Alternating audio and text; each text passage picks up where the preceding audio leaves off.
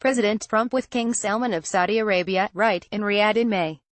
Stephen Crowley, The New York Times. Consider this foreign policy challenge. A Mideast leader undertakes a stunning power play to cement domestic control, carrying out mass arrests without due process and installing loyalists in key ministries. He ratchets up criticism of a regional rival and accuses it of effectively declaring war. And another Mideast leader, while on a visit to the first one's country, abruptly resigns and doesn't return home. If all this were happening in Iran, it's a fair guess that President Trump, Congress and a host of other voices would react with outrage. In truth, the scenario sums up what's been happening in Saudi Arabia in the last week under Crown Prince Mohammed bin Salman. And Mr. Trump could not have been more effusive. I have great confidence in King Salman and the Crown Prince of Saudi Arabia. They know exactly what they are doing, he tweeted. There's a big difference, of course, between Saudi Arabia and Iran. The former is an American ally, the latter an antagonist.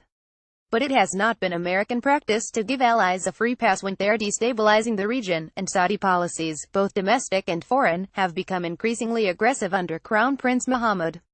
In addition to his power play, he's escalated Saudi involvement in Yemen, continued his boycott of Qatar, ostensibly another American ally, and made inflammatory statements about Iran.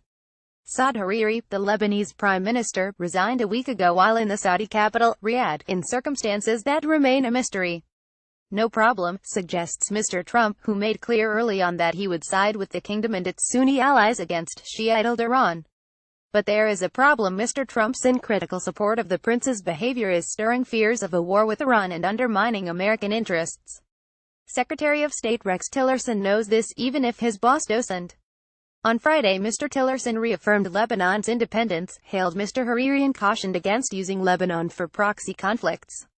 His words were a stern, if indirect, admonishment to Saudi Arabia and to his boss in the Oval Office.